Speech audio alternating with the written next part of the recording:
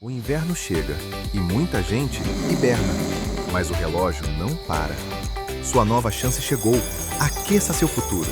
Segunda edição do Vestibular de Inverno URI. Inscreva-se!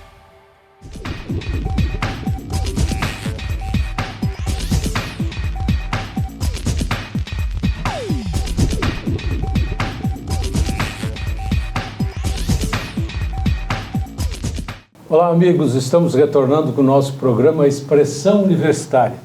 Temos o prazer de receber no espaço de hoje o professor Paulo César Cautes, do curso de Psicologia, que está acompanhado aqui com as acadêmicas do 8º semestre, Jennifer Matiak e a Luísa Gritmacher. Então, ambas, como falei, estão indo, na verdade, para o 8º semestre, que estamos encerrando agora, na verdade, o 7º semestre. Com orientação do professor Paulo, as duas acadêmicas estão desenvolvendo um trabalho sobre sexualidade e saúde mental. Um tema extremamente atual e importantíssimo para a qualidade de vida das pessoas como um todo. Eu quero que o professor, inicialmente, bem-vindos, então, ao espaço, a vocês pela primeira vez. O professor Paulo já esteve aqui outras vezes. Obrigada. Sempre colaborando aqui com o nosso espaço do Expressão Universitária. Professor, só nos explica um pouquinho, dá um introito nessa temática, o porquê que esse assunto está vindo para o debate, digamos assim, para apresentação no nosso espaço. Ok. Agradecendo então, Ademar, mais uma vez, a oportunidade de estar trazendo aos nossos telespectadores o trabalho que é feito dentro da nossa universidade, em específico, nosso curso de Psicologia, onde eu acompanhado de nossas acadêmicas, Luísa e Jennifer, que junto com um grupo maior, então de 10, 12 alunos, estamos trabalhando o TDE, que na verdade se transforma em um trabalho de extensão, que tem como objetivo principal ajudar a comunidade a poder compreender as temáticas psicológicas, como lidar, como trabalhar no seu cotidiano, e hoje uma temática especial, que é a sexualidade e saúde mental. Vamos falar aqui sobre o prazer e sexualidade, as cobranças que são feitas dentro desse padrão social que tanto exige, muitas vezes, algo que transcende a nossa própria individualidade, subjetividade. Mas é importante, ouvintes, Ademar, colegas, entender que a saúde mental e a sexualidade, elas estão intimamente interligados. Um tem influência mutuamente no outro. A saúde mental, ela interfere diretamente na vida da sexualidade humana. Uma pequena introdução para a gente poder começar a tratar o assunto, por exemplo, temos várias doenças, transtornos psicopatológicos, transtornos de humor, como depressão, ansiedade, componente de estresse, que vão interferir diretamente no prazer sexual, na satisfação sexual, enfim, nas funções da sexualidade, que a gente até pode abordar um pouco mais aqui hoje, e o contrário também, os problemas sexuais também vão ter um componente de atuação nas dificuldades que temos para poder ter uma estabilidade emocional, de humor, de uma capacidade de manter a nossa estrutura de personalidade mais presente. Então há uma conexão, saúde mental, sexualidade, saúde mental. E hoje também nossas alunas vão nos trazer dentro dos questionamentos do nosso Ademar, sobre essas questões, o quanto a estrutura social, ela interfere diretamente na nossa sexualidade, no nosso prazer, no nosso desejo, nas nossas funções sexuais e, por que não, então também na questão da saúde mental. Perfeito. Então, começando nossa conversa, digamos assim, porque não é uma entrevista, é um bate-papo. para que a gente consiga levar ao nosso telespectador o maior número de informações possível, para que o pessoal que está nos assistindo tenha uma melhor compreensão também a respeito disso. Então vamos lá. Qual é a relação entre sexualidade e saúde mental, afinal? É muito do que o professor estava falando, né? Agora, a sexualidade, ela está totalmente atrelada com a saúde mental. Quando a gente acaba influenciando o desejo, o prazer, a intimidade, quando condições como a depressão, a ansiedade e o estresse, eles podem acabar reduzindo a libido e dificultando o orgasmo.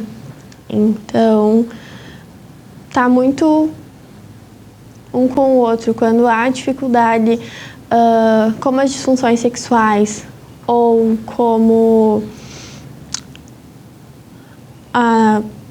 conflitos com a orientação sexual, acaba interferindo na saúde mental. Tá, e quais seriam então as causas que levam ao prazer sexual a se tornar cobranças e exigências sexuais? Nós entendemos então, através desse estudo, né, que a principal causa é a busca por um desempenho perfeito imposto pela mídia, né? Então, um desempenho que é inalcançável e que as pessoas acabam pegando aquilo para si e tentando performar, mas aí quando elas não conseguem, elas também não conseguem sentir o prazer natural. E aí esse bloqueio acontece. A vida, na verdade, a vida real é bem diferente da novela, do cinema, da televisão, né, professor? Sim, sem dúvida. E é importante, né, nossos alunos colocam bem essa questão, né? O quanto tem uma interferência direta da mídia, mídia no aspecto de representante da nossa cultura, né? Lembrarmos que, e a gente trabalha isso muito em sala de aula, nós viemos de um processo repressor na sexualidade de muitos e muitos anos. De alguns anos para cá, nós estamos vivenciando a permissão ao prazer, né? A permissão às escolhas dentro da sua sexualidade. Se há 100 anos atrás, 60, 70 anos atrás, falávamos em patologias da sexualidade que geravam patologias na saúde mental, né? Por exemplo, há 100 anos atrás, a masturbação era vista como um transtorno mental, né? Com os estudos, por exemplo, no processo masturbatório, a autoerogenização se tornou algo muito saudável, porque a forma da pessoa se conhecer a sua sexualidade. Hoje nós não falamos mais em patologias em si, mas sim dentro de um processo de exigência social, o que funciona e nunca funciona, como as colegas falaram. O que gera, né, esse componente de uma disfunção sexual. Hoje, ou nós funcionamos ou não funcionamos, né? E há um padrão instituído, né, a partir dos anos 50, 60, 70, que se permitiu a viver essa liberação sexual. Ao mesmo tempo, o nível de cobrança, um padrão de cobrança também ficou muito acentuado, né? Hoje, né, nós temos que ter desejo, temos que nos excitar, temos que ter nossa resposta orgásmica, temos que ter posições sexuais, ou seja, aquilo que muitos anos atrás nós falávamos numa repressão sexual que vinha da igreja, que vinha das culturas, né, dos processos mais repressores, hoje nós também temos uma repressão, que é o que as colegas estão colocando, né? Só que de outra forma. É a ditadura, que gostaria até que elas falassem depois, vão falar, a ditadura do corpo, né, o que se espera, afinal, desse processo que não necessariamente é o do sentir. É um processo em que o erótico, o sedutor, ele leva nós todos a buscar uma condição sexual idealizada, que não é de acordo com o meu ritmo, que não é de acordo com a minha vontade, com o meu desejo, com a minha necessidade subjetiva, e sim daquilo que diz o que é o melhor. Eu vou chegar lá e não vou encontrar, porque não é dentro da minha necessidade, do meu desejo interno, né? Então, esse direito ao prazer que nós temos, ele criou uma condição de obrigação de desempenho, né? E aí as colegas vão poder colocar até o papel da ansiedade depois, né, nos processos da disfunção sexual. Só para deixar claro, né, o nosso telespectador, que são as funções sexuais, né, que temos hoje, né? No homem, no masculino, os processos de ereção, de ejaculação, né? Na mulher, né, lubrificação, orgasmo, né, excitabilidade, enfim. Tudo que não funciona nessa condição pode gerar componentes também dentro da saúde mental, que eu acho que elas podem já colocar alguma coisa nesse lado, a Jennifer e a Luísa, né? Nesse estudo, nessa pesquisa de vocês, como é que a sociedade e a cultura, na verdade, vocês descobriram que interferência tudo isso, né, tem na vivência da sexualidade e também na saúde mental das pessoas? Dentro de cada época tem normas e formas que a sociedade coloca como padrão, né? Por exemplo, na época dos gregos, a sexualidade era totalmente permitida. Em contestação, na época do cristianismo, ela era só para reprodução. Atualmente, como o professor estava falando, há uma estimulação muito grande da sexualidade, tá uma pressão pela performance ideal, mas é uma performance que não é real, né? Ela só é idealizada e acaba valorizando muito mais o desempenho e a aparência ao invés do afeto, da conexão. Quando a gente não sabe as nossas reais necessidades, como o professor estava falando, a gente acaba pegando esses desejos massificados da sociedade. Por exemplo, o corpo magro, o corpo malhado. Quando é algo que tu realmente quer, tu vai correr muito mais atrás, vai te impulsionar a querer aquilo. Mas quando é algo só pela pressão social, é algo que tu vai se olhar no espelho, tu vai ver que tu não tem aquele corpo e tu vai ficar mal. Mas quando é algo que tu quer, vai te impulsionar. Então, totalmente ligado. E a não obtenção dos resultados desejados, seja pessoal ou da sociedade, gera doença mental, problemas mentais. Não estamos falando, quando se fala em doença mental, não estamos falando de doença de loucura. Não nesse aspecto aqui, não, na verdade, são transtornos, distúrbio psicológico com base principalmente no humor, que são as depressões, as ansiedades, o estresse, ou seja, todo o fator que gera sofrimento, né? A dor psicológica, a dor emocional, né? Como estava sendo colocado, né?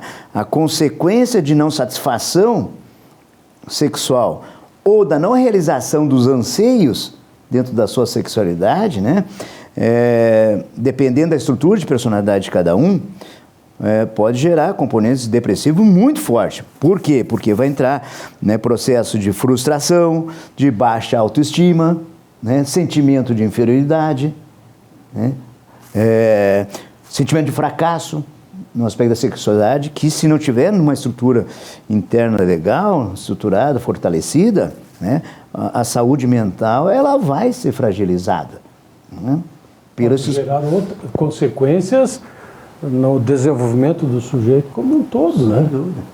Quando a gente fala da depressão, né, algo que também aparece bastante é a diminuição da libido. Então, junto com isso também a gente hoje tem alguns efeitos colaterais de medicações que potencializam esse efeito colateral. Então a pessoa, como o professor comentou, vai ter autoestima mais baixa, vai ter a diminuição da libido e ela acaba se desconectando de si. E é então o que vai comprometer diretamente na vida sexual do indivíduo. E até tem um dado, acho que é importante colocar, só para traduzir bem o que que a Luísa e a Jennifer colocaram, né, nos quadros de depressão, né, dos transtornos depressivos, né, as pesquisas nos mostram que em torno de 70% nos traz a baixa da libido, que a Jennifer colocou, ou seja, a baixa do desejo, ou seja, não tem desejo, não tem vontade, ou tem um baixo desejo, que é o hipodesejo, que é uma disfunção sexual bastante séria, né? Então, há um componente em que a doença mental gera uma consequência negativa na sexualidade e os problemas na sexualidade vão gerar, consequentemente, os problemas na saúde mental. Então, há uma intersecção, uma intimidade muito grande entre esses dois temas, né, Ademar? E, claro, vocês continuam estudando essa temática, né, e vão continuar estudando. Para isso que existe também a psicologia, para nos ajudar a resolver também esses problemas. Mas eu acredito que o grande problema hoje da sociedade é pregar modelos específicos, né? Ou seja, atingir uma certa idade, não tem um corpo ideal, a possibilidade de fracassos, isso gera fracassos não apenas nesta área íntima, né? Mas fracassos no estudo, fracasso no relacionamento com a família, acho que outros fracassos. Não sei se é isso que vocês estão descobrindo também, ou é eu que estou pensando longe, né? Quando a gente fala sobre o corpo ideal, né? A sociedade e a mídia, como a gente colocou anteriormente, né? Ela impõe, sobretudo nas mulheres, esse padrão. Então, se você não está dentro desse padrão, tem algo de errado. Então, quando a gente pensa sobre alcançar o que não é possível alcançar, sempre vai existir uma falta. Então, é isso que acaba gerando a frustração. Sim, e muitas vezes tem essa grande ansiedade, né? Porque tu gera esse sentimento de frustração, de tentar ser suficiente, de sentimento de inadequação, e acaba gerando essa comparação, esse medo de fracassar, que muitas vezes acaba causando as disfunções sexuais, por causa que tu não consegue viver o momento sem ficar pensando. Tu tá lá no ato e tu tá pensando se tu tá sendo suficiente. Então, acaba trazendo sofrimento. Algo que deveria ser totalmente prazeroso. E a ansiedade, corroborando então com a colocação das colegas, a ansiedade ela tem um poder tão forte de bloquear as funções sexuais que realmente, né, muitas vezes não se entende o quanto esse processo sexogênico interfere. Por exemplo, né, eu falo na sala de aula, né, para a gente poder simplificar e entender. É a mesma coisa que você tem uma prova, você estudou a semana inteira para a prova e chega na hora, pelo receio de reprovação, de ir mal, de uma nota baixa, a gente falava, dá um branco. O que é dar um branco, popularmente falando? Dar um branco é a quebra do processo de memorização. O sistema neurológico, ele fica tão comprometido que a memória é cortada, bloqueia. E é o que né, a gente fala, me deu um branco. Né? Uma pessoa saudável não existe, não tem uma função normal. Deu um branco, aí chega em casa, vai lembrar. Me lembrei da questão. Na sexualidade é a mesma coisa. A ansiedade é tão poderosa que dá um branco nas funções neurológicas que determinam as funções sexuais. Por exemplo, processo eretivo nos homens, controle da ejaculação, lubrificação intravaginal, processo orgásmico, né? No homem, daqui a pouco, de tão ansioso, ejacula rapidamente ou não ejacula. Enfim, tudo isso são funções sexuais que vão interferir. Imagina isso não funcionando, né? O que vai acontecer? Mais ainda, trazendo a questão colocada também, é bem importante, o maior sofredor, o ser mais sofredor da nossa sociedade que cobre, exige um padrão de estrutura, principalmente o corpo, é a mulher. Né? A mulher, ela sente muito porque a própria questão biológica da mulher, ela é muito forte. Foi falado aqui que durante muitos anos, milhares de anos, até 50, 60 anos atrás, o grande papel da sexualidade era a reprodução humana.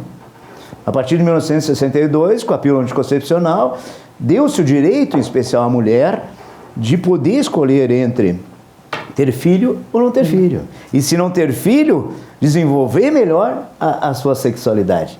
Mas essa mulher, o que aconteceu com essa mulher?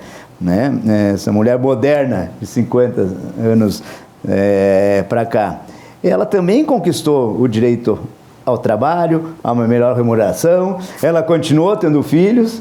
Então, hoje, o nível de exigência para o feminino continua muito grande, né? Ela tem que ter sua resposta orgásmica, ela tem que desejar, né? Enfim. E também uma consequência para os homens, que começaram a ter que também dar conta dessa demanda, né, que as mulheres começaram a ter, de buscar, né, justamente o seu prazer sexual, né? Então, nós temos muito pouco tempo, 50, 60 anos para cá, ao qual a permissão ao prazer ela está existindo, né? Mas ainda, todas as nossas gerações, né? Inclusive das nossas acadêmicas, né? Que são mais novas, também ainda sente o processo repressor. Por quê? Porque nós temos que entender uma coisa, né? A mente e o corpo, eles estão sempre juntos. É uma sintonia também muito forte. Então, todo aspecto psicológico, não só da doença mental, como as ansiedades, os medos, o medo do fracasso, vai ter uma reação corporal. Porque o corpo e a mente, elas estão ligados, né, de forma muito direta. Né? Por exemplo, né, a sexualidade naturalmente, quando é prazerosa, né, a intimidade é prazerosa, né, o par ali está curtindo bem aquele momento de desfrute do prazer, o próprio organismo está produzindo hormônios e substâncias proativas, né, que vai fazer com que haja um impacto nessa satisfação, né? Ocitocina, serotonina, endorfina, são tudo hormônios que fazem com que haja uma mobilização, tu vê o corpo produzindo algo representativo a partir do momento que tu deseja, a partir do momento que tu é desejado, né? Isso já está fazendo com que haja uma possibilidade de você, né, sentir, inclusive sem estar vivendo. Você pode fantasiar uma relação sexual, um clima sexual. Você pode sonhar, pode pensar e já está sentindo o gozo daquilo antecipadamente. Essa é a coisa fantástica do humano. Mas para isso você precisa estar bem, sentindo-se bem no aspecto de ter pelo menos uma autoconfiança e saber que em todo aspecto da sexualidade, todos nós, cada um, temos o nosso próprio ritmo, o seu próprio tempo e a sua própria forma de poder sentir o seu prazer, compartilhar com o seu parceiro, com a sua parceira, aquilo que realmente é favorável e que vai gerar esse desfrute de prazer de forma fidedigna às suas necessidades internas, né? Professor, nós estamos falando, em alguns momentos, falamos de tabus, várias vezes. E aí eu penso num aspecto aqui, eu coloco um aspecto de que como é que fica a educação sexual das crianças dentro da família, dentro dessa realidade toda aí?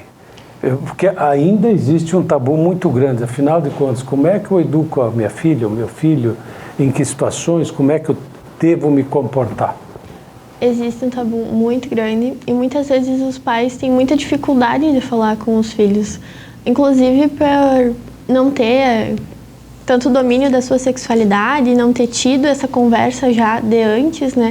Eles acabam falando de uma forma muito indireta, que reforça de que é um tabu, de que é difícil, e isso acaba fazendo que o sujeito ele cresça com muita insegurança, com muita dúvida sobre o assunto, né? Porque quando há esse diálogo, cria-se uma compreensão muito maior sobre o assunto, sobre si mesmo, né?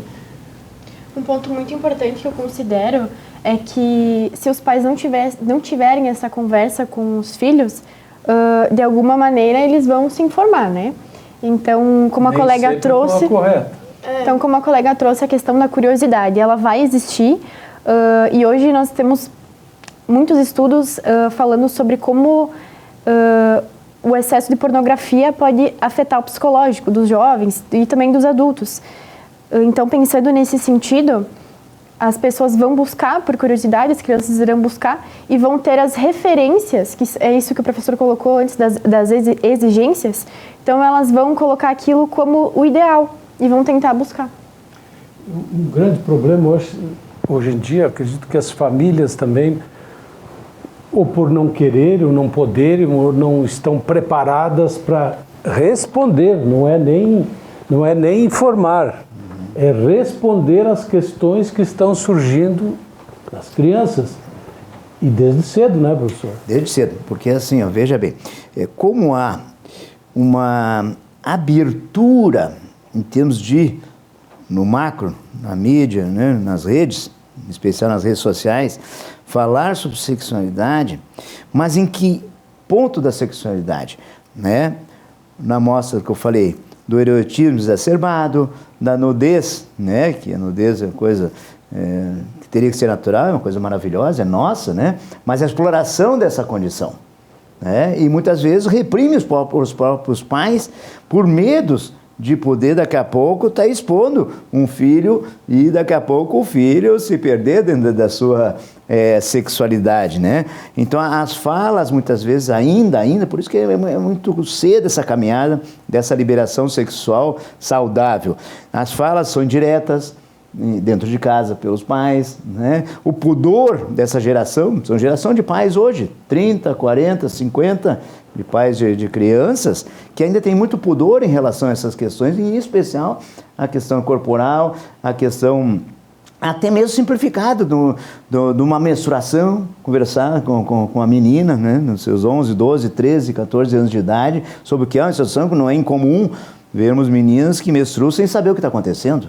Né? Então, quando a gente fala em sexualidade, não é sexo, penetração, coito, enfim, somente. Não, a sexualidade, ela transcende muito o ato sexual.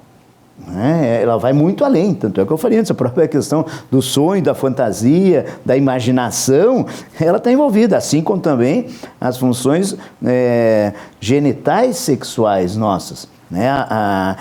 Quantos homens, em especial as mulheres, não conhecem seu genital? Falamos isso em sala de aula. As estruturas genitais que possam ajudar a entender melhor, a cuidar da sanidade genital, da higiene sanital, ou até mesmo da busca do prazer através do genital e do seu corporal, como um todo. Então, o tabu está em ainda transcender a questão biológica, que as próprias escolas, né, fazem bem, ok, anatomia, biologia, mas é muito difícil, até porque também tem uma outra questão que é importante entender. As escolas ficam numa dificuldade muito grande de trazer o estudo e o debate da sexualidade para dentro das escolas. Existe componente religiosos, claro que a gente tem que respeitar, né? Mas há muita desinformação, componentes religiosos repressores, né? Aquela história, a educação é dentro de casa, sem dúvida nenhuma. Agora, aonde é que essa rapaziada, essa meninada vai buscar as informações? Fora de casa, então.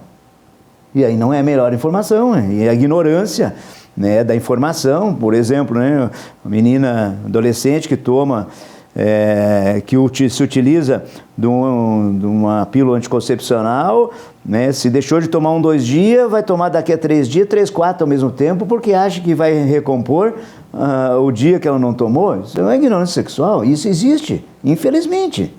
Né, pela nossa cultura, né, pela nossa falta de estrutura na educação primária, né, principalmente nas pessoas menos favorecidas. Né, aí temos visto aí que está dentro do processo de sexualidade as tragédias, as mazelas sociais das meninas, adolescentes, estarem engravidando, né, sem um cuidado, sem uma condição de amparo. Né. Hoje, para ter uma ideia, né, Ademar, colegas e telespectadores, a grande maioria das adolescentes no Brasil que